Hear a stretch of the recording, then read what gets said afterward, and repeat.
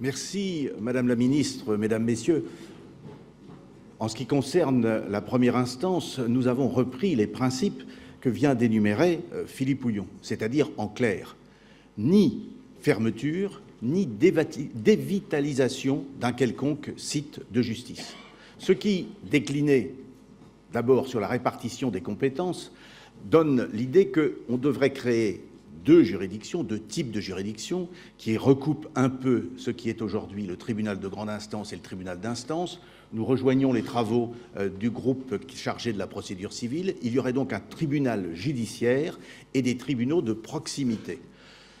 L'originalité de notre démarche, c'est de dire qu'il faut renforcer la proximité, que ceux qui sont aujourd'hui les tribunaux d'instance doivent voir leurs compétences augmenter et qu'ils devraient se consacrer à tous les contentieux pour lesquels la représentation par avocat n'est pas obligatoire.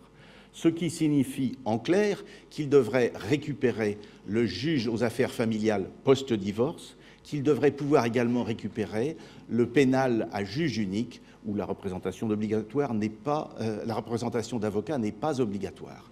Nous n'avons pas totalement expertisé les conséquences immobilières sur les 300 tribunaux d'instance existants dans le pays et en métropole. À ce sujet, nous faisons une petite réserve, parce que dans le temps qui nous était imparti, nous n'avons pas eu le temps de nous pencher sur l'outre-mer qui a des spécificités très particulières. Nous nous sommes donc concentrés sur la métropole, sur l'Hexagone, avec la Corse, sans prendre en considération l'outre-mer qui doit bénéficier d'un examen tout à fait particulier. Mais sur les 300 tribunaux d'instance, 154 sont logés dans les locaux des tribunaux de grande instance, ce qui ne posera pas de questions immobilières. La question pourra se poser évidemment pour savoir si l'alourdissement de ces contentieux, l'augmentation de leur charge de travail ne correspond pas à des dépenses immobilières pour pouvoir recevoir les justiciables et les professionnels de justice.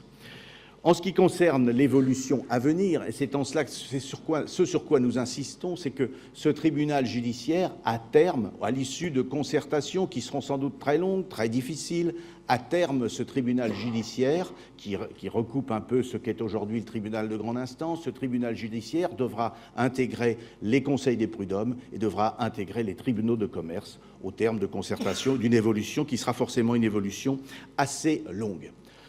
Cette répartition des contentieux étant exposée, nous nous sommes attaqués à une question qui est la cohérence départementale. C'est-à-dire que nous nous sommes posés au niveau du département la même question que celle qui nous était posée au niveau de la région. Et nous avons pensé que le département, compte tenu de la taille des régions, avait de l'avenir devant lui, contrairement à ce qui a été pronostiqué. Et nous avons essayé de prendre en considération cet avenir et nous avons essayé d'organiser une cohérence entre l'activité judiciaire, l'organisation judiciaire et l'organisation départementale. Ça ne pose aucune difficulté dans 50 départements métropolitains sur 96, puisqu'il y a un seul tribunal de grande instance. La transformation en un tribunal judiciaire ne changera pas, et il y aura toujours un interlocuteur que sera le président du tribunal ou le procureur de la République face au préfet, à la gendarmerie, à la police, au conseil départemental en ce qui concerne la protection de l'enfance. La situation est un peu plus difficile dans les 35 départements dans lesquels il y a 2 tribunaux de grande instance et dans les 11 départements dans lesquels il y a plus de 2 tribunaux de grande instance. On monte jusqu'à 6 dans certains départements. Force est de constater que nous n'avons pas vu, Philippe Houillon et moi, de dysfonctionnement majeur dans les départements. C'est-à-dire, en clair, que l'implantation des tribunaux de grande instance, quand bien même elle est nombreuse, correspond à des nécessités géographiques. Dans les 6 tribunaux de grande instance du Nord, entre celui qui est le plus à l'est, à Avesnes-sur-Helpe, et Dunkerque, qui est le plus à l'ouest, il y a près de 200 km d'écart. Entre Saintes et La Rochelle, il y a une grande distance. Entre Dieppe, Le Havre et Rouen, il y a aussi des distances importantes et des bassins qui sont des bassins différents, comme c'est le cas entre Nantes et Saint-Nazaire. Donc il ne nous est pas paru qu'il était nécessaire d'organiser la fermeture des tribunaux de grande instance actuels, et on pense qu'il est possible, dans ces 35 départements et dans ces 11 départements, d'organiser ça autour d'un tribunal judiciaire de plusieurs tribunaux judiciaires par département, ceci étant justifié par la géographie. Pour assurer la cohérence, de la même façon qu'il y a une cour d'appel qui est une cour d'appel chef de file, il faut qu'il y ait un tribunal qui soit un tribunal chef de file et un procureur qui soit un procureur chef de file qui organise l'action publique et que cette action publique, en concertation avec les autres procureurs de son département, cette action publique soit, comme l'action judiciaire, soit unifiée et qu'il n'y ait pas de différence à l'intérieur d'un même département entre le ressort d'un tribunal et d'un autre.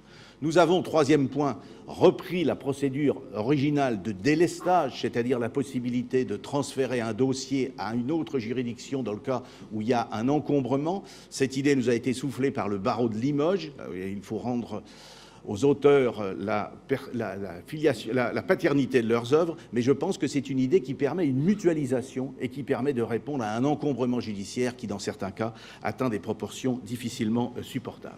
En conclusion, et je suis comme les autres rapporteurs, c'est-à-dire que je renvoie à la lecture d'un rapport que, évidemment, je considère comme intéressant, je renvoie donc à la lecture de ce rapport.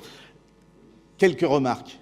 La remarque principale, c'est qu'il y a des conditions pour qu'une réforme fonctionne et puisse fonctionner à l'avenir. La première de ces conditions, ce sont les préalables qu'a rappelé Philippe Houillon, c'est-à-dire qu'il faut des moyens financiers supplémentaires, qu'il faut une déjudiciarisation qui correspond à un amenuisement du travail. Il faut également un dialogue qui soit un dialogue plus important avec les partenaires, police-justice d'un côté, pénitentiaire de l'autre, et également avec les élus locaux, de façon à ce que non seulement l'architecture de la justice, mais également son fonctionnement soit mieux compris. Il faut évidemment démythifier les cartes. Il y a, autant on peut espérer que tout soit rationnel et que toute l'action publique soit organisée autour de la même carte, autant il faut considérer que c'est une utopie. Au sein de la justice, il y a déjà deux cartes, entre la carte de l'action judiciaire et puis la carte de l'organisation administrative, de l'organisation de la pénitentiaire et de l'organisation de la protection judiciaire de la jeunesse. Et il faut se souvenir, lorsqu'on veut unifier les cartes, que 26 cartes existent pour répartir des compétences spécialisées entre tous les tribunaux de grande instance de l'Hexagone. Donc, pas d'ambition qui soit une ambition démesurée et qui aboutirait à des résultats qui seraient des résultats qui ne leur donneraient pas satisfaction. Troisième point, c'est qu'il faut prendre en considération l'aménagement du territoire. Ceci nous a été rappelé à de multiples reprises et Philippe Houillon a rappelé combien la réforme de 2007 avait laissé des cicatrices qui aujourd'hui ne sont pas complètement fermées. Il ne faut pas surtout les réouvrir. Quatrième point, c'est l'importance du dialogue. C'est ce que nous avons dit tout à l'heure, un dialogue avec les partenaires habituels et puis dialogue aussi avec les élus locaux. Et enfin, cinquième point, il faut avoir une procédure et un projet qui permettent une évolution. Voilà, mesdames, messieurs, les conclusions de ce rapport, à la lecture duquel je vous renvoie et je vous remercie de votre attention.